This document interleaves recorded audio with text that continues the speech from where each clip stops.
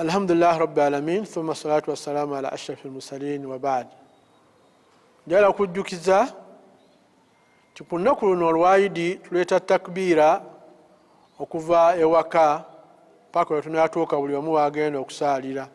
Allahu akbar Allahu akbar Allahu akbar. Dhikiri eyo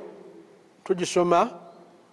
okuva nga osimbudde ewaka oba otambuza bigere nga muzikiti tuli kumpi oba ovuga mmorokayo jangu ng'osoma obulaadi obwo paka bw'onatuuka ku muzikiti. Okuleka nga programu mwakkaanya nga family nti iri tujja giriira wagundi naye kyandibadde kirungi era nga kyekisinga obulungi obutakalubiza nnyo gy'olaga kituufu batuyita ku idi jangu nkuyise naye kisingako obulungi taata ne maama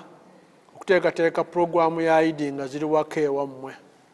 Kyo Allah kyakwanguyiza kyosobodde okirye n'abantu wabula kitukubiriza era abantu okufumba emmere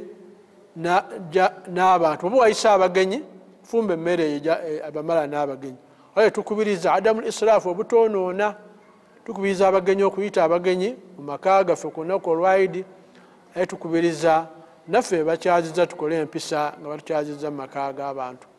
obutageya byosanze waka abaana kuboogerako biki aye tufumbe emmere tuleme bw'oba onaayita abagenyi mina sunna omubaka sallallahu alaihi wasallam tukubiriza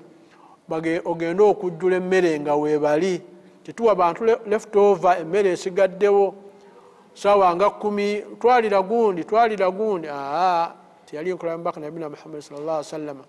Omuntu gwonaayita ku idi mugambe tuuka saa 6 kitundu batuuka saa 7 ogenda okujjula emmere nga akola ki nga waali kikuwa abantu mmere ogwomaze okulya bye muleseewo twalira gundi si nkola ya busiraamu. Ne bonaaba onaaweereza omuntu emmere nga nfumbe gipaakinge bulungi bowadde wa booda omuntu ayinza okuba tasobodde kujjawo gipaakinge bulungi ogimuweereza omugambe gundi akuweereza zaidi nesikule kuwa abantu mmere nga mumaze kulyamu nebifikkawo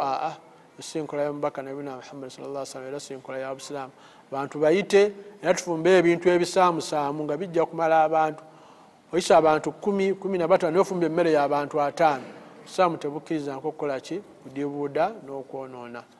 Tubagaliza idi ennungi tubagaliza idi ejjudde baraka n'emikisa. Wassalamu alaikum warahmatullahi wabarakatuh.